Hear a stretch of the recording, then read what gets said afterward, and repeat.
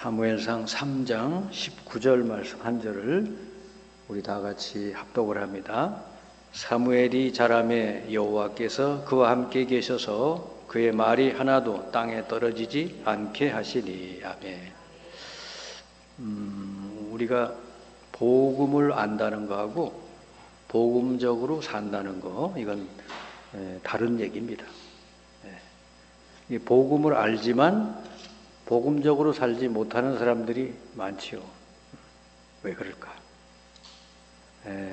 한마디로 말하면 체질이 바뀌질 않아서 그렇다 하는 거예요.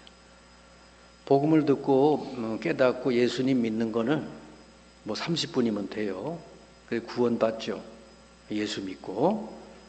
그럼에도 불구하고 그가 이 복음적으로 살지 못하고 복음을 누리지 못하는 이유, 이것은 그동안에 자기의 몸에 밴 체질, 이게 하루아침에 바뀌어지질 않기 때문에 오랜 세월 동안에 복음 아닌 다른 체질로 그동안 살아왔기 때문에 이 체질이 우리 몸에 배어 있는 거예요.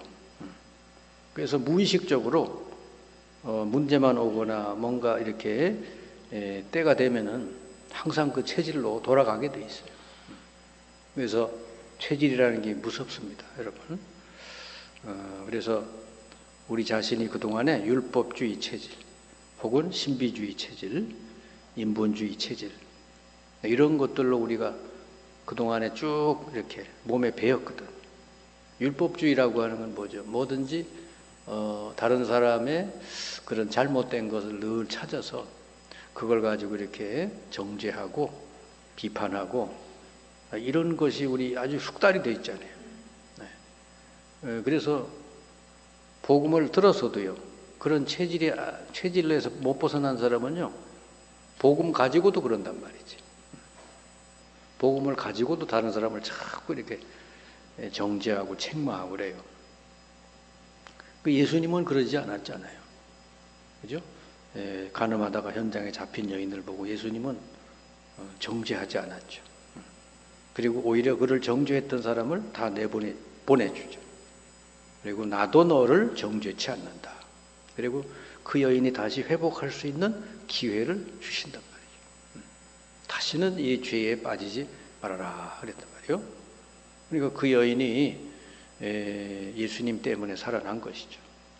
그러니까 사람을 자꾸 살릴 줄 알아야 되는데, 율법 체질인 사람은 말만 하면요, 자꾸 사람 힘 빼는 얘기를 자꾸 해요. 자꾸 정죄하고 비판하고 이렇게. 그게 무서운 겁니다. 그러면 사람을 살릴 수가 없어요. 그 사람은 다 도망가지. 복음을 아는 것처럼 해도 말 자체가 그렇게 자꾸 나오면요, 안 되는 거예요. 그리고 이 신비주의는 복음은 아닌데 자꾸 무슨 신비 은사, 신비 체험 뭐 이런 걸 자꾸 강조하는 거, 이것도 문제거든요. 여기에 깊이 빠진 사람은 그거 빠져나오는 게 쉽지가 않아요. 그래서 예수님이 그리스도다, 이 그리스도 예수를 영접하면 구원받고 하나님 자녀 되고 모든 축복을 받는다, 그 말을 들으면 좀 싱겁게 느껴져요. 왜냐? 자기는 아주 뭐 놀라운 체험을 했는데 그건 안 하고 무슨 예수 영접하면 하나님 자녀가 되고 뭔 성령이 뭐 임하시고 그런 얘기가요 아주 싱겁게 들리는 거지. 이것을 그래서 그런데 한번 빠졌다가 나오는 사람들이 쉽지가 않습니다. 왜냐하면 그걸 진짜로 여기기 때문에. 그렇다고 해서 우리가 신앙생활하면서 신비한 일이 없다는 얘기가 아니에요. 근데 그거는 결과적으로 일어날 수 있고 아닐 수도 있죠. 중요한 거는 예수 그리스도에 대한 바른 믿음이란 말이죠. 그 다음에는 이제 인본주의는 뭐냐? 우리가 뭐 하나님 떠나 살다 보니 완전히 나 중심으로, 뭐든지 나의 중심으로 살 수밖에 없어요.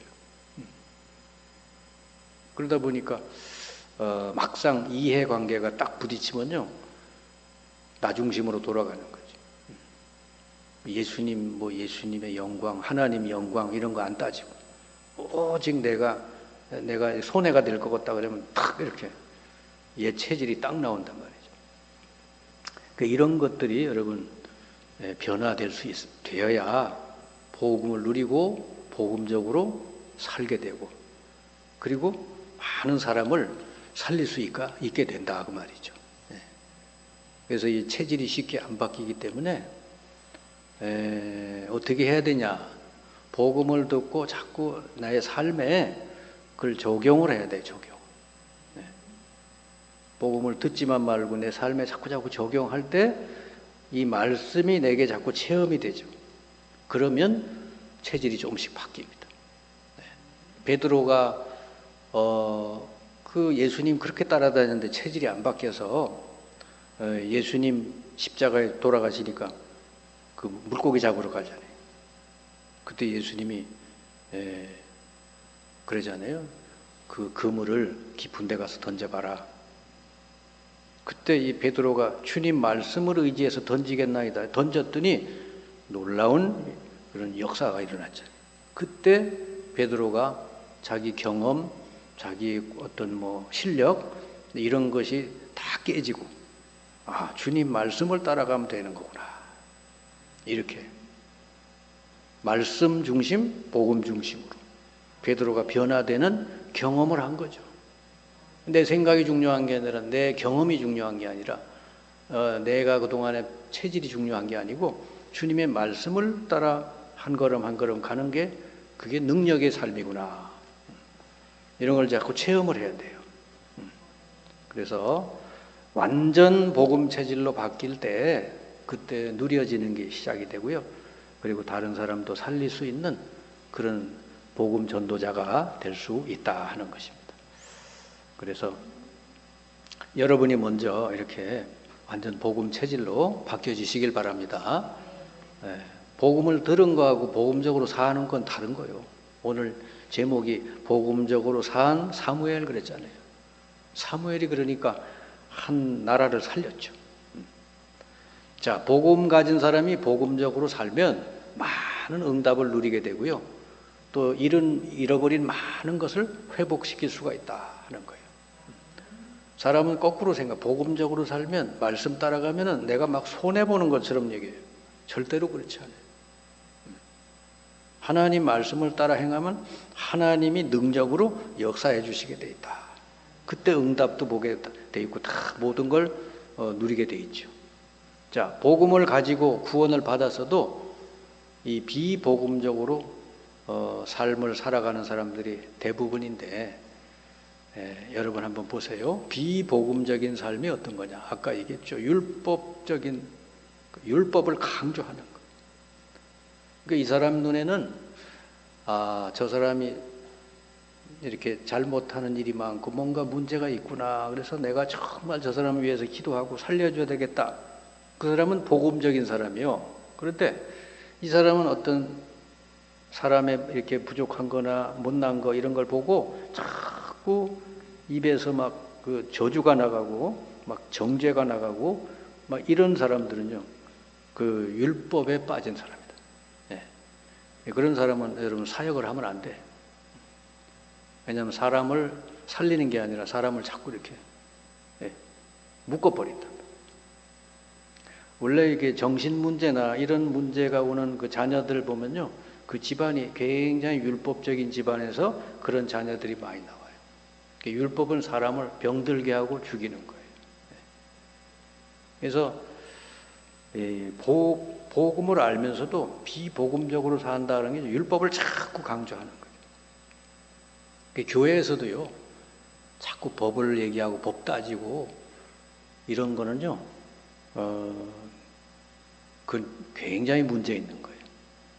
교회는 은혜가 넘쳐야 돼. 하나님의 은혜가 넘쳐야 돼. 저 사람 얘기 들어도 은혜가 넘치고 이 사람 얘기 들어도 은혜가 넘치고 그래야지 교회 와서 막 그냥 율법이 넘치고 그냥 법이 넘치고 막 이러면요. 이게 사람들이 와서 힘 다 빠져버려. 응? 그냥 세상이 그렇거든 지금. 세상이 얼마나 무서워요.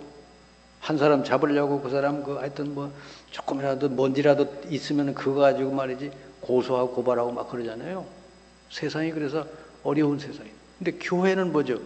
우리 모두는 다 죄인인데 하나님의 은혜로 구원받은 사람들이라. 그러니까 우리는 은혜만 자랑하는 거, 은혜만. 내가 하나님 은혜로 구원받아 저 사람도 하나님 은혜로 구원받을 것이다. 이렇게. 그 은혜가 많이 눈에 보여야 돼, 교회 안에.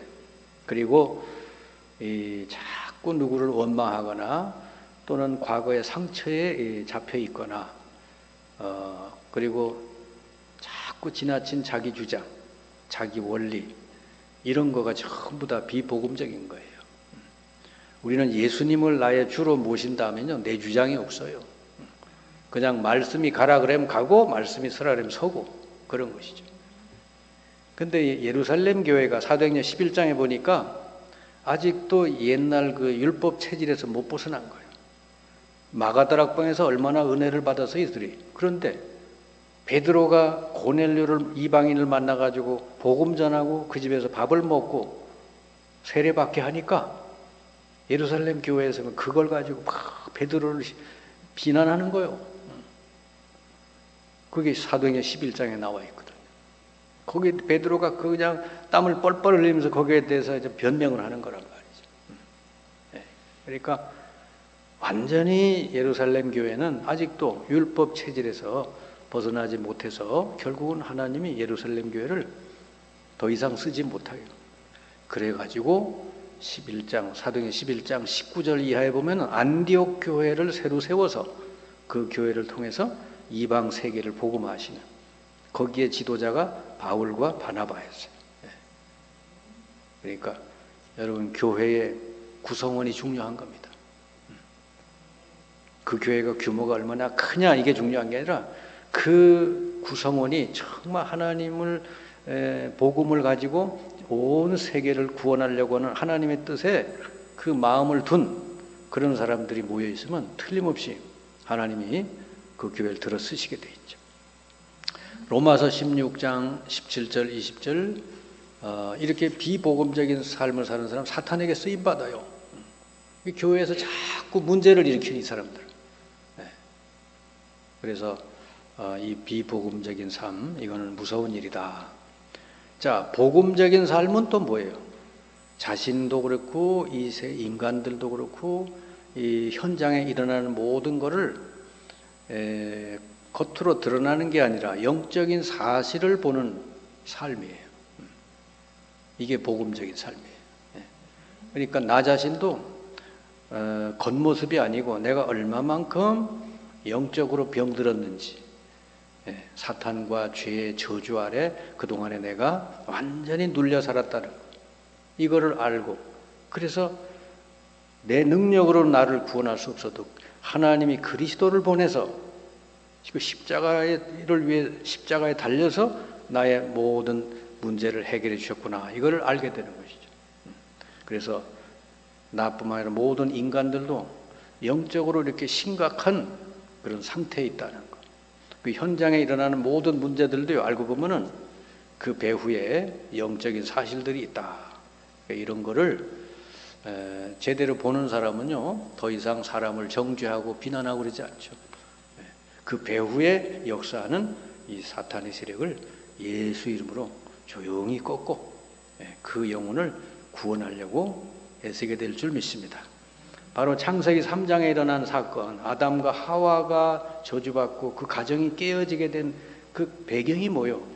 그게 바로 사탄의 역사였단 말이죠. 지금도 똑같거든요. 어느 가정, 이 사회, 모든 곳곳마다 눈에 안 보이게 이게 역사에서 가정을 무너뜨리고 사회를 무너뜨리고 병들게 하는 거예요.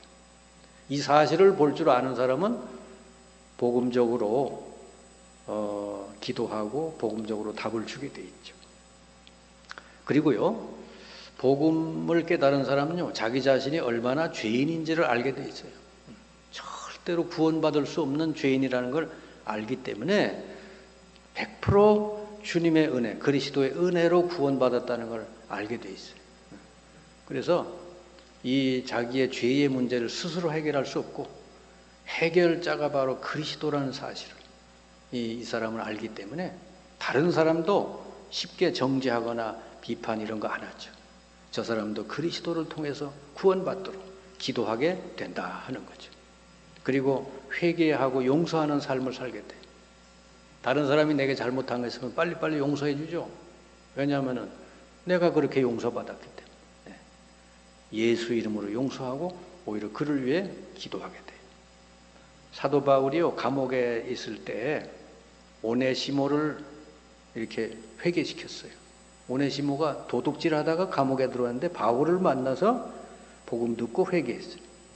이 오네시모가 누구네 집에서 도둑질했냐? 빌레몬이라는 집에서 도둑질한 거예요. 그 여기 빌레몬서에 보면요, 바울이 빌레몬에게 편지를 보내요. 오네시모는 나의 신복과 같다. 나를 통해 복음을 들은 우리 형제와 같다. 그러니까 더 이상 종으로 쓰지 말고 우리 형제로 여겨달라. 그리고 오네시모가 빚진 거 있으면 내가 갚겠다. 이렇게 편지를 보내니까 오네시모가 그 빌레몬이 뭐요? 다 받아들이잖아요.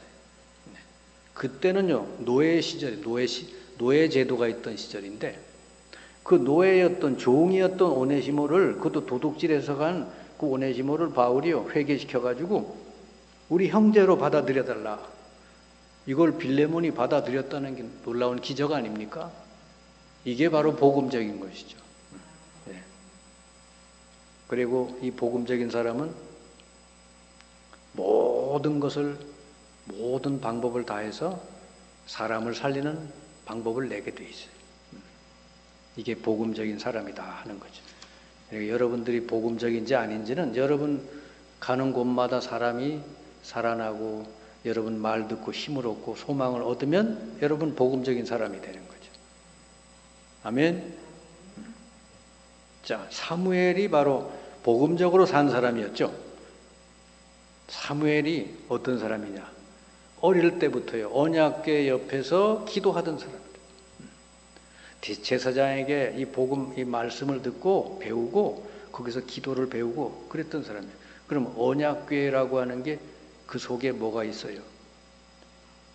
하나님의 이스라엘과 맺어진 피 언약. 그 언약 문서가 거기 들어있는 거지. 그러면 그 피의 주인공이 바로 예수 그리스도시다 말이죠. 어릴 때부터 이 사무엘은 그 피 언약에 대해서 알고 있었던 것이죠. 그리고 이 언약이 바로 광야에서 성취되는, 이렇게 보면은 광야에서 이제 그 유월절 피를 바름으로써 이들이 다 이렇게 피제사 드리고 함으로써 완전히 애굽에서 해방되는 역사가 일어난 것을 다 이 어릴 때부터 들었죠, 사무엘이. 자, 그래서 사무엘은 이 피 언약 그리스도에 대해서 어릴 때부터 잘 알고 있었던 그런 사람이기 때문에 이 사람이 이제 이스라엘의 지도자가 됐을 때 전 백성에게 뭘 했어요? 미스바에 모이게 해가지고요, 다 우상을 제거하게 하고는 하나님께 희생 제물을 드리는 그 일을 했어요. 그래서 온 이스라엘이 전부 복음으로 돌아오게 했다 말이죠. 그래서 이스라엘이 사무엘이 다스리는 그 40년 동안에 전쟁이 끝나고 아주 평화가 이루어졌다 그랬습니다. 우리나라도 마찬가지입니다. 우리나라도 이렇게 많은 백성이 우상에서 벗어나서 하나님께 돌아오고 이 희생제사 그리스도 예수를 영접하고 기도할 때 이 나라가 평안함이 임할 줄 믿습니다. 이 나라가 잘 되는 건 무기 가지고 잘 되는 거 아니에요. 자, 그리고 이 사무엘이 또 잘한 게 뭐냐? 어린 다윗에게 이 사실을 전달했어요. 그러니까 어릴 때부터 다윗이 사무엘을 통해서 이 피 언약을 들은 것이죠. 그래서 다윗은 어릴 때부터 양을 치면서 이 기도하고 말씀을 묵상하면서 그렇게 이제 양을 쳤죠. 한 마리도 잊어버리지 않았어요. 벌써 하나님이 어릴 때부터 이 다윗이 하나님 능력을 체험했죠. 그래서 골리앗을 물리쳐서 이스라엘을 살리고, 그리고 왕이 됐을 때는 다윗이 제일 먼저 한 게 뭐예요? 성전 건축을 준비했다 하는 거죠. 왜요? 언약궤를 성전 안에 갖다 놓으려고. 이전까지는 언약궤가 저기 바깥에 있었어요. 벌판에. 그래서 사무엘은 다윗을 길러서 이스라엘의 훌륭한 그런 왕이 되게 했다 하는 거예요. 자, 하나님이 사무엘을 통해 중요한 일을 많이 하셨는데, 자, 여기 보니까 사무엘이 말하는 것 한마디도 땅에 떨어지지 않게 하셨다 그랬습니다. 얼마나 하나님하고 사무엘이 서로 소통이 잘 됐든지. 그 다음에 사무엘이 사는 동안에 이스라엘의 전쟁이 끝났다. 그리고 미스바, 아까 얘기한 미스바를 통해, 미스바 운동을 통해서 온 백성이 복음을 듣고 이 희생 제사를 드리게 해서 이스라엘이 다 회복되게 하고 다윗과 같은 큰 인물을 키워냈다 하는 것입니다. 그래서 지금요, 이 땅은 여러분들 통해 가지고 정말 복음이 여러분 후손들에게, 여러분 현장에 이 복음이 잘 전달될 때 현장도 살고 이 나라도 살고 이 땅이 살게 될 줄 믿습니다. 그러기 위해서는 복음의 통로가 되려면 여러분이 복음적인 삶을 살아야 돼요. 그래서 체질을 여러분 바꾸는 거. 근데 여러분 힘으로 잘 안 돼요. 체질 바뀌는 것도 성령의 역사가 있어야 바뀐다 말이죠. 그러면 어떻게 됩니까? 우리 주님께서 그래서 3년 동안이나 제자 훈련했는데 이들이 안 바뀌잖아요. 그래서 부활하신 뒤에도 곧바로 승천하시지 않고 40일 동안을 이 땅에 계시면서 제자들에게 하나님 나라의 말씀을 집중했다 그랬어요. 사도행전 1장 3절의 말씀이에요. 그래서 여러분 말씀을 집중하는 게 체질이 바뀌는 길이라는 거죠. 매일매일 여러분 말씀 듣는 거, 또 말씀을 이렇게 삶에 적용하는 거, 이거를 여러분이 집중하셔야 돼요. 그러면 조금씩 여러분 체질이 바뀌게 돼 있어요. 그리고는 10일 동안을 마가다락방의 모세들이 집중해서 기도했어요. 그랬더니 뭐가 일어나면 성령의 역사가 일어났어요. 그러니까 여러분이 그래서 이 복음 체질이라는 건 다른 게 아니고요. 여러분의 생각 마음이 복음으로 바뀌고 그 다음에 기도할 때 성령이 어떻게 역사하시는지를 체험해야 돼. 그래서 여러분의 삶이 성령의 인도를 받아가는 삶으로, 여러분이 뭔가 계획하고 밀어붙이고 이런 게 아니고 기도해서 성령이 앞서서 역사해서 성령이 문 여시는 대로 나가고, 성령이 먼저 역사하시고 나는 뒤따라가고, 이게 여러분 초대교회가 그렇게 했단 말이지. 그럴 때 놀라운 문이 열리고 세계복음화의 큰 역사를 이룬 줄 믿습니다. 그리고 이들은 뭐 했어요? 날마다 집에 있든지 성전에 있든지 떡을 떼고 또 서로 기뻐하고 기도했다 그랬습니다. 여러분 일주일에 한 번 이렇게 예배하는 것으로 절대로 체질이 안 바뀌어요. 매일매일 말씀을 묵상하고 기도하고 그래서 하나님의 역사하심을 체험하고, 이렇게 할 때 여러분 체질이 성령 인도받는 체질로 바뀌고 또 복음적인 체질로 바뀌어질 줄 믿습니다. 그러면요, 여러분이 이제 이 말씀 듣는 거하고 현장하고 딱 맞게 돼 있어요. 여러분 눈이 바뀌면 그래 됩니다. 요셉이 하나님께 꿈으로 말씀을 받았죠. 그 말씀 받은 거하고 요셉에게 일어난 일하고 딱 맞아간 거예요. 요셉이 노예로 팔려갔죠. 감옥 갔죠. 그런데 그게 안 일어나야 될 일이 일어난 게 아니라 요셉이 기도하면서 보니까 내게 주신 꿈을 이루는 그런 사건이었구나.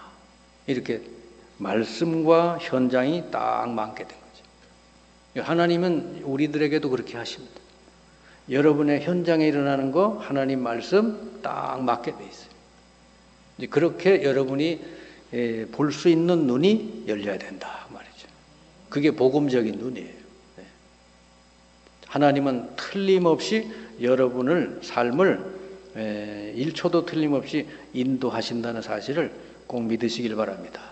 그래서 언약 딱 잡고 기도하면은 틀림없이 하나님은 언약을 다 이루시는, 요셉을 인도하셨고 초대교회를 인도하셨던 그 하나님, 여러분들의 삶도 틀림없이 인도해 주셔서 많은 여러분 통해서 열매가 나오게 될 줄 믿습니다.